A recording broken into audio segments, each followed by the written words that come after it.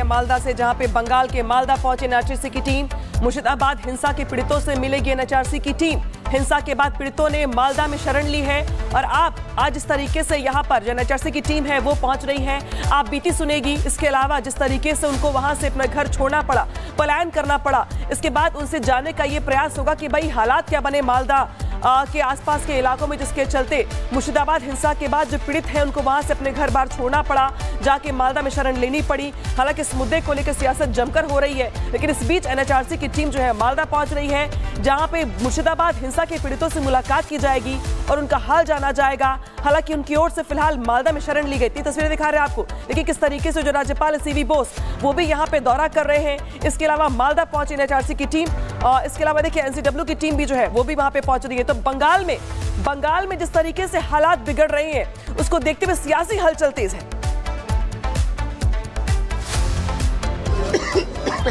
ये हिंदू शरणार्थी लोग हैं, वहाँ आज आ रहे हैं गवर्नर सीवी आनंद बोस और उसके साथ आ रहे हैं NCW national commission for women की एक डेलीगेशन टीम।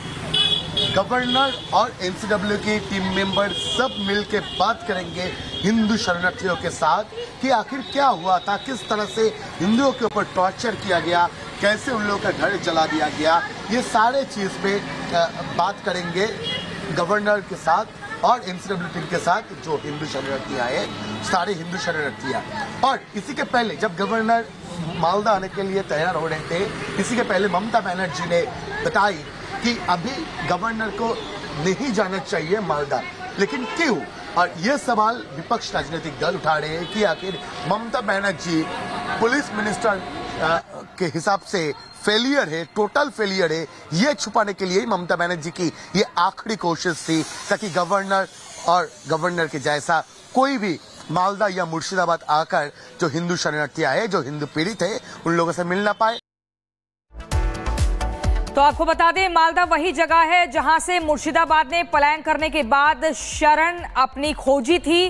3 तस्वीरें हम आपको दिखा रहे हैं। राज्यपाल का दौरा, इसके बाद मालदा जा रही एनसीडब्ल्यू की टीम, हालांकि टीम पहुंच चुकी है। एनएचआरसी की टीम मालदा में इस वक्त मौजूद है। तो ये 3 तस्वीरें हम आपको दिखा रहे हैं क्योंकि उन शरणार्थियों से बात की जाएगी जो कि मुर्शिदाबाद से आए हैं, जिनके घरों को जला दिया गया, जिनको परेशान किया गया, जिनको डराने का काम किया गया और मजबूर किया गया। ये सब वही हिंदू हैं जो मुर्शिदाबाद रह रहे थे, लेकिन अब मालदा पहुंच चुके हैं और मालदा में अब इनसे जाकर एनएचआरसी और एनसीडब्ल्यू की टीम बातचीत करेगी। कुछ सवाल जवाब होंगे, उनसे पूछा जाएगा कि आखिर क्या कुछ हुआ था उस दिन जब दंगे फसाद हुए थे। दरअसल बंगाल में आपको बता दें वक्फ कानून के नाम पर एक तबके को भड़काने का प्रयास किया गया, जिसके बाद विरोध के रूप में हिंसात्मक कार्रवाई दिखी, दंगा दिखा, कई वाहनों को आग के हवाले किया गया, कई हिंदुओं के घरों को टारगेट किया गया, लोगों को डराया गया, इतना डर गए कि लोगों को अपना सामान बोरिया बिस्तर लेकर दूसरे जिले में जाके शरण लेनी पड़ी।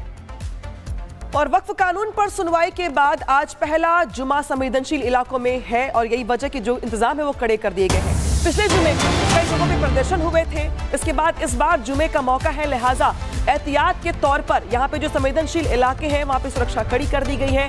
प्रयास ये किया जा रहा है कि जो शरारती तत्व हैं उस पर नजर रखी जाए और वक्फ कानून के सुनवाई के बाद जिस तरीके से आज पहला जुमा है तो देखना ये होगा कि किस तरीके से यहाँ पे जो मुस्लिम समुदाय के लोग हैं, आपको याद होगा किस तरीके से जुमे की नमाज के बाद पिछले हफ्ते हंगामा हुआ था, बवाल हुआ था, लेकिन इस बार वक्फ पर सुनवाई के बाद ये पहला जुमा है, लिहाजा सुरक्षा के कड़े इंतजाम किए गए हैं। चप्पे चप्पे पर आपको पुलिस बल की मौजूदगी दिखाई दे रही है, यानी कि माहौल खराब ना हो इसका पूरा प्रयास। रिपोर्ट दिखाते हैं आपको, इससे जुड़ी हुई।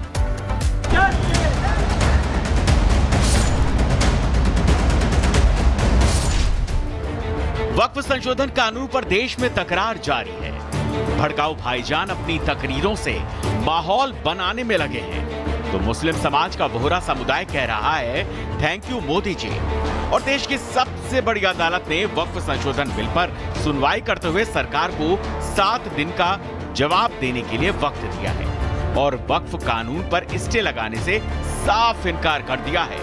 सुप्रीम कोर्ट का ये फैसला किसी के लिए राहत तो किसी के लिए आफत लग रहा है। लीगल बैटल तो हमारी कंटिन्यू रहेगी, हमारा प्रोटेस्ट भी कंटिन्यू रहेगा, क्योंकि सवाल सिर्फ पूरे लॉ के खिलाफ हम लोग हैं जो अनकॉन्स्टिट्यूशनल है और ब्लैक लॉ है, जो वक्फ को बचाने के लिए नहीं लाया गया है, जो वक्फ को लूटने के लिए, वक्फ को बर्बाद करने के लिए, छीनने के लिए लाया गया। कि जब भी कोई लेजिस्लेशन आता है तो उस पर रोक नहीं लगाई जाती। तो कोई बहुत विशेष बात हो उस पर रोक किसी प्रावधान पर लगा दी जाती है, नहीं तो रोक लगाई नहीं जाती है।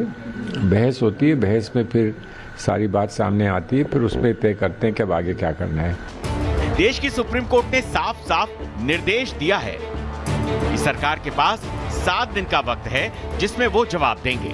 केंद्र सरकार जब तक जवाब देती है तब तक कानून पर यथा स्थिति बनी रहेगी, यानी कि जवाब तक संपत्ति की स्थिति नहीं बदली जाएगी। वक्फ बाय यूजर में कोई भी बदलाव नहीं किया जाएगा। नए आदेश तक वक्फ बोर्ड में कोई भी नई नियुक्ति नहीं की जा सकेगी। वक्फ कानून पर सुप्रीम कोर्ट ने स्टे देने से साफ इनकार कर दिया है। साथ ही साथ ये भी कहा है कि सरकार के 7 दिन के जवाब देने के बाद याचिकाकर्ताओं के पास 5 दिन होंगे जब वो अपना जवाब सुप्रीम कोर्ट में दाखिल कर सकेंगे। सुप्रीम कोर्ट अब इस मामले में 5 मई को अगली सुनवाई करेगा, लेकिन ऐसे में जुमे की नमाज को देखते हुए चप्पे चप्पे पर हाई अलर्ट जारी है। कि जो लोग चीख चीख के कह रहे थे कि पूरा कानून गैर संवैधानिक है और इससे मंदिर दरगाहें छीन जाएंगी, मुसलमानों के धार्मिक इदारे छीन जाएंगे, तो उन बातों पर विराम लग गया, क्योंकि न्यायालय द्वारा इन 2 दिन में किसी भी प्रकार से इस तरह की कोई टिप्पणी नहीं की गई है कि जिससे ये साबित होता हो कि ये पूरा कानून गैर संवैधानिक है। वक्फ कानून को लेकर वोहरा समुदाय ने पीएम मोदी से मुलाकात की और वो कह रहे हैं कि इस कानून के लिए Modi ji thank you. Actually वक्फ का जो स्पिरिट है, आखिर ये किस चीज के लिए, किसके लिए, उसका अगर दुनिया को उत्तम से उत्तम कोई मॉडल दे पाएगा तो सैयदना साहब दे पाएंगे। लेकिन अब नई व्यवस्था में कानून के तहत तो दुनिया देखे, क्योंकि देखिए कल तक वक्फ के नाम पर क्या हुआ और अब देखिए कैसे हो सकता है। और जब गरीब से गरीब इंसान की दुआ मिलेगी तो उसकी ताकत अनेक गुना बढ़ जाती है जी। हमारा काम है ऐसे लोगों के हाथ में अधिकार देना, ऐसे लोगों के हाथ में व्यवस्था देना। तो इसके लिए हम इतनी बड़ी लड़ाई लड़ रहे हैं। वक्फ कानून देश में लागू हो गया है और योगी सरकार इस कानून को लेकर फुल ऑन एक्शन मोड में है। तभी तो इस कानून को लेकर पहली एफआईआर बरेली में दर्ज कर ली गई है। इससे साफ हो गया है कि सरकारी जमीनों को फर्जी तरीके से वक्फ संपत्ति में दर्ज कराकर निजी लाभ लेने के लिए इस्तेमाल में लाया जा रहा था। अब पुलिस इस मामले में गंभीरता से जांच कर रही है और आरोपियों पर कड़ी कार्रवाई करने की तैयारी कर रही है। वक्फ पर नए कानून को लेकर देश भर में सियासत से लेकर सदन और सड़क तक तनातनी जारी है। कोई इसके पक्ष में खड़ा है तो कोई इसका विरोध कर रहा है, लेकिन अब देश के मुस्लिम समाज को तय करना है कि वक्फ वाली कुरीति को खत्म करने के लिए वो किस ओर खड़े हैं।